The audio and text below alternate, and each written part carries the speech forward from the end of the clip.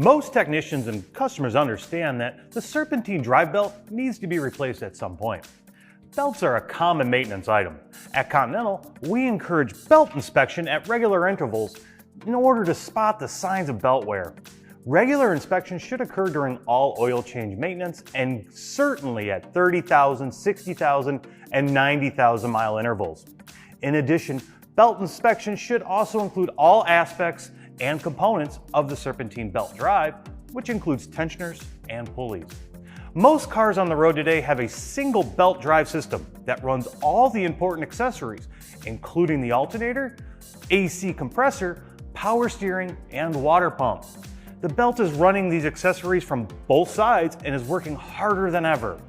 Should this single belt fail, the results can be catastrophic, leaving you and the car on the side of the road with a very large tow bill.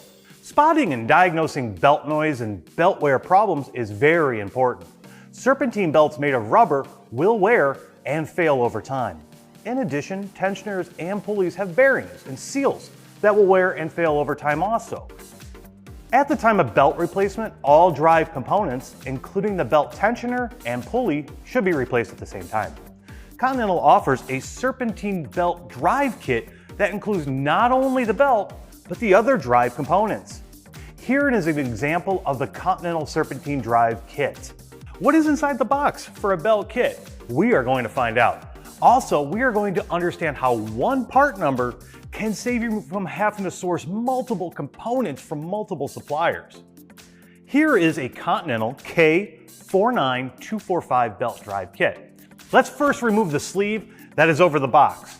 Instructions and precautions on the sleeve should be followed when replacing the belt and components. This particular kit fits a 1997 to 2001 Chevrolet Malibu with a 3.1 liter engine. Inside the box, we have Continental's OE Technology Series Multi-V belt, part number 4060868.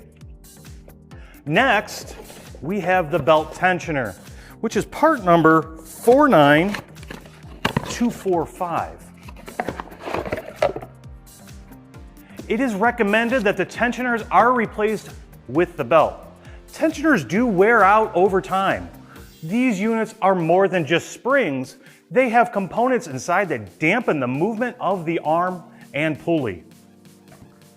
Next, we have the two idler pulleys, part number 49003 and 49006. While you may think that the idler pulleys currently on the vehicle are okay, ask yourself, do you feel confident they can go another 100,000 miles without a problem? Idler pulleys have bearings and seals that can fail and cause noise. In addition, due to the loads put on them, they can wear and fail. These are all of the components inside the kit. If you were to source these 4 components individually, it might take extra time and you may find yourself waiting to have them delivered.